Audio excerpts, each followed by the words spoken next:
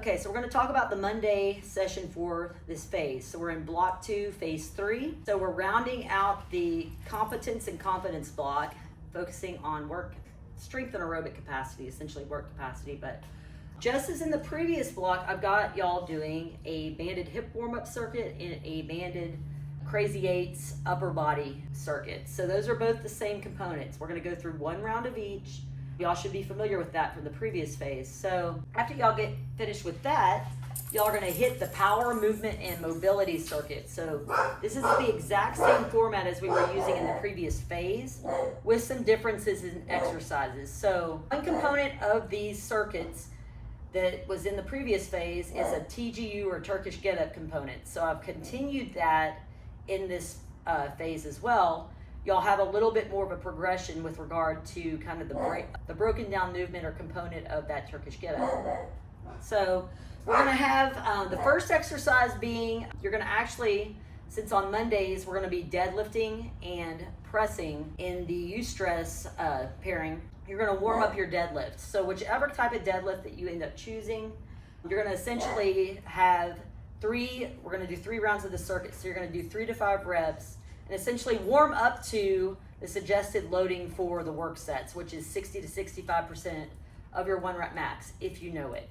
Okay, so moderately heavy, a weight that you could repeatedly do, but then as I said in the overview, we're going to accumulate a lot of volume with that. So it's going to get a little nutty, but you'll be okay. So in this circuit, you're going to first hit that deadlift variation, warm it up. Second exercise is going to be an upper power movement. So a medicine ball type throw, a plyo push-up. We're going to do 3 reps with that. The third exercise for the Monday workout is going to be a Turkish get up to tall sit. So you're going to take yourself from the floor, loaded or unloaded, probably can load this.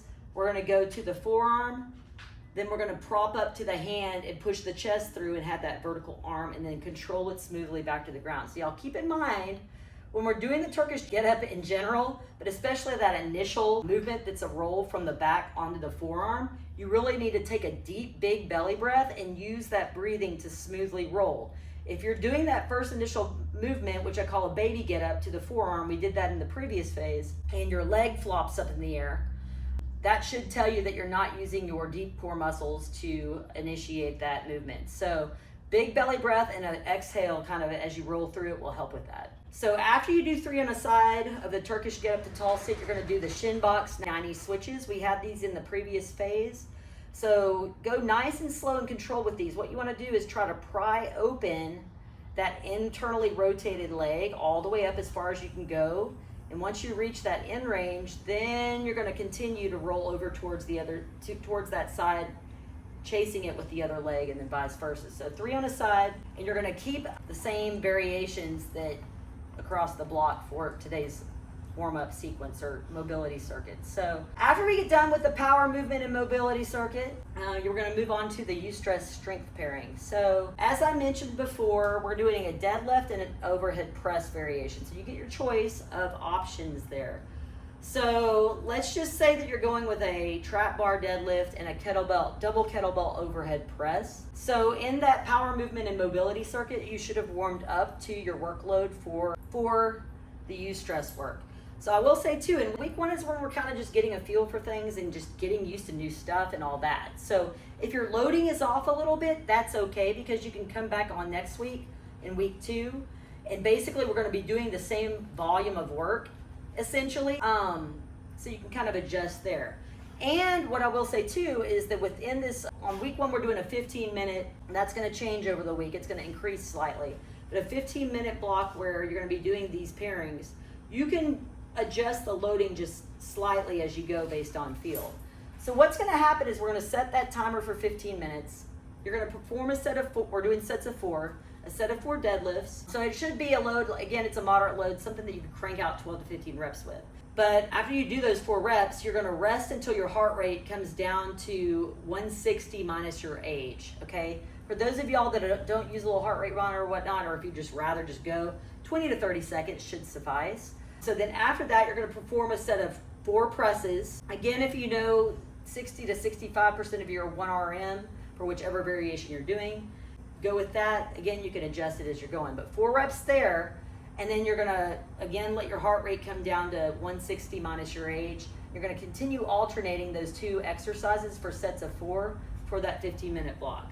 So you're basically accumulating a lot of volume. What I would suggest is, instead of you can in the app kind of log it as you go, but if you don't want to get bogged down in that, I would just have a piece of paper or chalkboard or whatever and mark off how many sets you've done. So along with this, what I'm going to say too is that your heart rate should stay below 150 beats per minute throughout this sequence. Okay, so just kind of keep tabs on that. It's going to feel easy at first, but it's going to kind of kick in as you get into like midway to 3/4 of the way in there. So what's neat about this style of training and this method is that it's a great way to build mental strength, because you are going to be kind of in a state of kind of fatigue while you're lifting moderately heavy loads. So you want to kind of focus on controlling your emotions, so to speak. And I know that's a crazy way to say it, but just know that you'll be able to do it and nothing's going to like go crazy, and just stay calm and relaxed. So remember, you can use your breathing, kind of that parasympathetic breathing, to bring down that heart rate. So you're going to want to breathe in and out through the nose when you're not performing an exercise. Okay, so during those rest breaks. So we don't want to see any grinding or breakdown in technique. Like I said, you can make small adjustments up and down in the weight as you go, and rest only as much as you need within these guidelines. So again, your heart rate shouldn't exceed 150 at all. You want to rest until your heart rate is 160 minus your age. If you have to, 20 to 30 seconds, it's probably not going to take that long. So yeah, so I've already covered logging the sets on a piece of paper. After y'all get done with the Eustress pairing, we're going to move on to an accessory superset. So we've got a tall kneeling get up or step through option here, really good for hip mobility, but it's also kind of a TGU component. In week 1, we're doing 3 rounds of this, so 5 to 6 on the side, 30 seconds of rest, and then you're going to move on to a chest supported isodynamic neutral grip row. So all that means is that for chest supported neutral grip, we're going to row up, keep one up, and we're going to alternate for 8 to 10 reps on the side. So after y'all get that done, you're going to rest for 30 to 45 seconds and repeat that for 3 rounds. Finally, we're going to cap it off with a carry and TGU superset. You're going to get a bear hug carry or a double rack kettlebell carry, 40 yards. You're going to rest at 20 seconds, and then we're going to revisit that Turkish get up to tall sit that we had in the power movement and mobility circuit earlier. So 3 to 5 reps on a side, and then rest 20 seconds after that. And we're going to repeat that 3 times. And then finally, to bring everything to a close, we have a nice little cool down. Just spending a few minutes on the ground, kind of bringing things down a notch before you run out the door. So we're going to do some band leg lowering, 5 on a side, and then we're going to do heels on box breathing or crocodile breathing. I've got several options for recovery breathing in there for y'all, but basically 5 to 8 rest cycles.